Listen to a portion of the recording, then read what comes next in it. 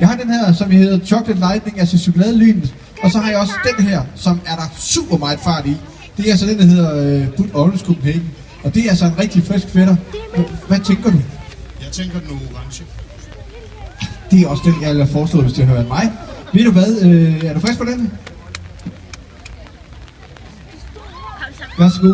Og det er jo sådan, når man spiser sådan en chili, så er det utrolig vigtigt, at man lige får den tykket op i munden, fordi at ellers kan den godt komme til at gøre en lille smule nasakata nede i maven. Hvad tænker du lige her? Hvordan dufter den? Den dufter godt og dejligt at få. Ja. Er du vant til at simpelthen bare spise nogen, bare lige bang bang? Ikke bare spise det, men i maden. Så. Ja, det er godt. Jamen, skal vi ikke lige give ham en stor hånd, og så skål og afsted med den? Værsgo. Som sagt, så findes der i verden langt over mange tusind chilier, der findes der. Og indtil for et år siden, der kunne jeg selv finde sådan 3, 4, 5 forskellige slags chilier. Men altså, i dag så er der heldigvis kommet en del flere. Og man snakker om, at chilien er sådan den nye trøffel inden for mad, altså den nye smagsgiver. Du ser jo glad ud. Ja, den smager godt. Den er stærk, men god smag. Nej. Det er jo det, når man er sådan vant til chili, så påvirker det faktisk ikke rigtig en, at man får noget, som er så stærkt. Og det synes jeg er meget, meget tydeligt. Det klarer du med stor ro, er det ikke rigtigt? Jeg er meget, meget imponeret.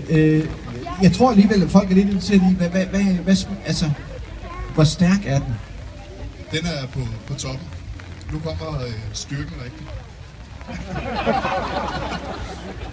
Men den smager godt og god forsmag. Så når du sådan siger, nu kommer styrken rigtigt, altså den kommer ikke lige med det samme, eller hvad? Nej, den kom sådan snigende. Og nu slår den rigtig godt igennem. Er det sådan hele munden, eller hvad?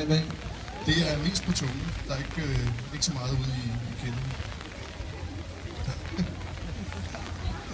Og jeg synes godt, jeg kan fornemme på, at den begynder at bide en lille smule. Skal vi ikke give en stor hånd til den her flotte fyr, som lige lavede sådan en der? Tusind tak, fordi du kom forbi. Måske har jeg en mælk, du kan få med. Jeg ved. Det er godt, at du klarer dig uden mælk. Det er så godt. Giv ham lige en stor hånd, mine damer og herrer. Nå, hr. Philipsen, hvordan har din hund det så? Den er ligesom at have spist ost, og så brændt mig i ganen.